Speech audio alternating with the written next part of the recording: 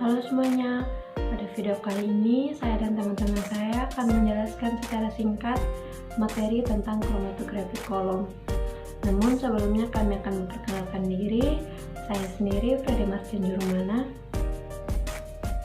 Halo teman-teman, nama saya Irna Atris Julia Talas. Perkenalkan, nama saya Maria Kewa. Dan selamat menyimak materi berikut ini ya guys.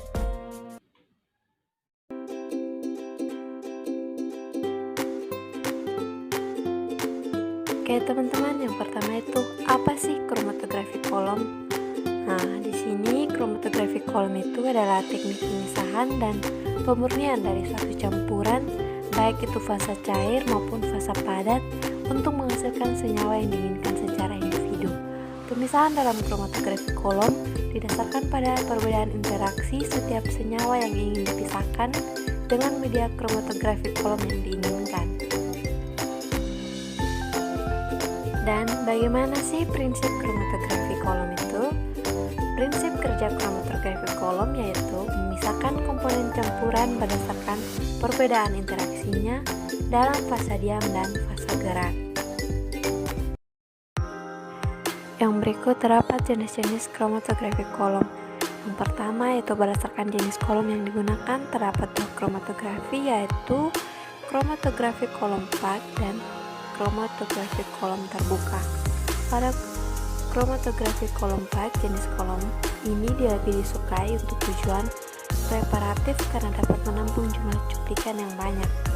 Dan pada kromatografi kolom terbuka biasa dipakai secara luas karena caranya yang sederhana.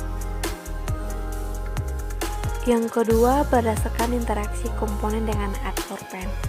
Nah, di sini terdapat 3 kromatografi, yaitu kromatografi adsorpsi, kromatografi partisi, dan kromatografi filtrasi gel.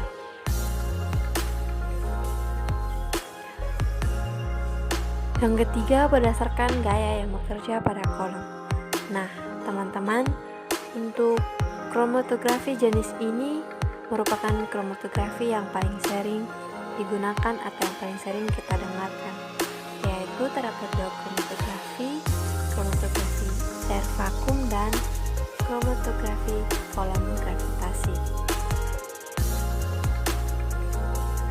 Pada kromatografi vakum cair dilakukan untuk memisahkan golongan senyawa metabolit sekunder secara kasar dengan menggunakan silika gel sebagai adsorben dan berbagai perbandingan pelarut dan heksan. Prinsip kerja dari kromatografi cair vakum ini adalah adsorpsi atau serapan, sedangkan pemisahannya didasarkan pada senyawa yang akan dipisahkan terdistribusi di antara fasa diam dan fasa gerak dalam perbandingan yang berbeda-beda ya teman-teman. Sedangkan dalam kromatografi kolom gravitasi, eluannya bergerak berdasarkan gaya gravitasi atau per lokasi. Fase gerak melewati kolom karena adanya gaya gravitasi. Yang terakhir, jenis kromatografi berdasarkan gaya yang bekerja pada kolom, yaitu terdapat kromatografi kolom tekanan. Dalam kromatografi kolom tekanan, eluan bergerak karena adanya pemberian tekanan pada kolom, dan untuk tekanan yang diberikan tidak terlalu rendah dan tidak terlalu tinggi. Perlu diketahui teman-teman, dalam kromatografi kolom ini terdapat dua istilah penting, dan dua istilah penting ini sudah sering saya sebutkan selama penjelasan materi tadi. Dua istilah penting ini yaitu fasa diam dan fasa gerak. Fase diam yang digunakan dalam kromatografi kolom adalah suatu adsorben padat, biasanya berupa silika gel atau alumina. Sedangkan fase gerak atau eluen adalah campuran cairan murni. Jenis eluen yang digunakan dalam kromatografi kolom dipilih supaya senyawa yang berbeda dapat dipisahkan secara efektif. Yang berikut cara kerja dari kromatografi kolom. Sampel yang mengandung campuran senyawa dituangkan ke bagian atas dari kolom, kemudian dielusi dengan pelarut sebagai fase gerak. Setiap senyawa atau komponen dalam campuran akan didorong oleh fase gerak dan sekaligus ditahan oleh fase diam.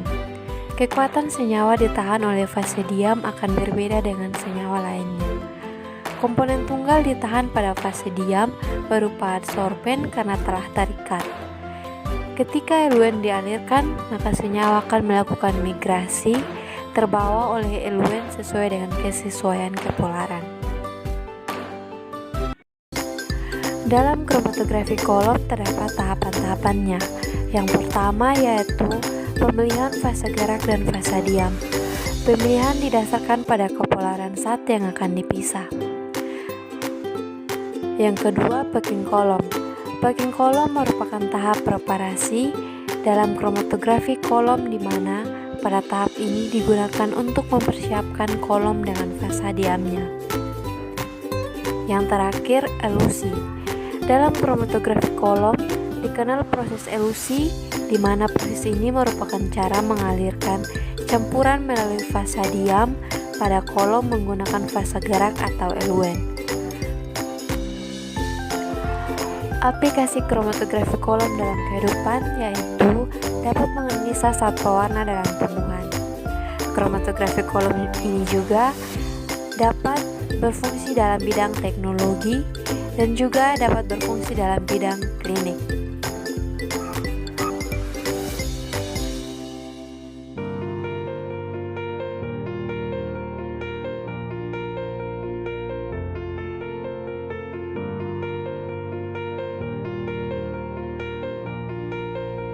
Jangan lupa di like, komen, dan subscribe ya guys. Sampai jumpa lagi di video selanjutnya.